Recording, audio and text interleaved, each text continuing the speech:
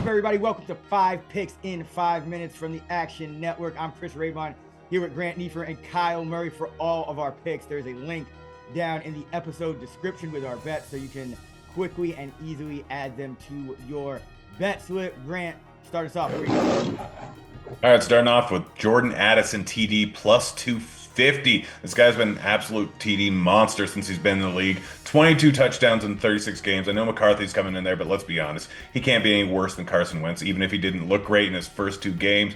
A few more weeks of rest, he should be good to go, and he should probably look a lot better than he did earlier in the season where he didn't have Addison in the offense. I expect him to target him a lot. Addison already has 2 DDs on the season. I have no idea why it's plus 250, but I'm not going to argue. Kyle, where are you going? Yeah, I'm going with a spooky play here on Halloween. Looking at Parker Washington, 5+ catches, plus 178. A little bit of an alt line here, but with the news of Travis Hunter hitting the IR, Washington set to get a big bump in his role this week. This season, Hunter has ran 154 routes, leading the Jags from the slot. Parker Washington third on the team with 62, just behind Brian Thomas. So it sounds like Brian Thomas is going to be still outside with Parker Washington slotting in right into that slot role. So I think he should see a lot of high volume in a lot of scenarios that are, high catch rate targets. So give me the over on his catches at 4.5 and on the alt line here. Yeah, he was already getting more involved in the offense too. I'm going to roll with John Fitzpatrick, anytime touchdown. Fitzpatrick playing more as that number 2 tight end behind Tucker Kraft. Panthers really struggling against tight ends, and Fitzpatrick's going to play the most in the red zone, so love him at long odds. Grant, pick number 2. What you got?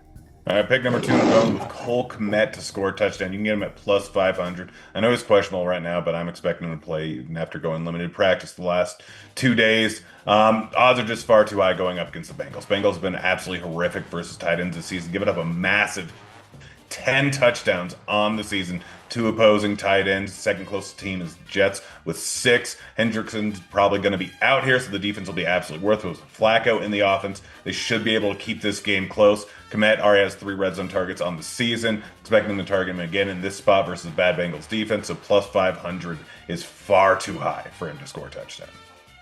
All right, Kyle, close us out.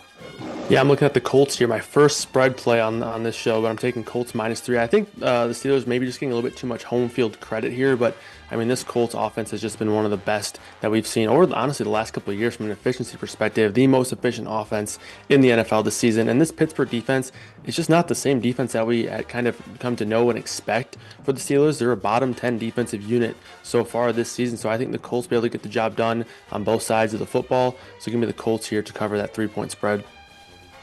All right, if you want to parlay Addison, anytime touchdown, Parker Washington, 5+ catches, Fitzpatrick touchdown, you can get close to 11-1. That was 5 Picks in 5 Minutes from the Action Network. I'm Chris Raybon for Grant Neefer and Kyle Murray. Let's get this money.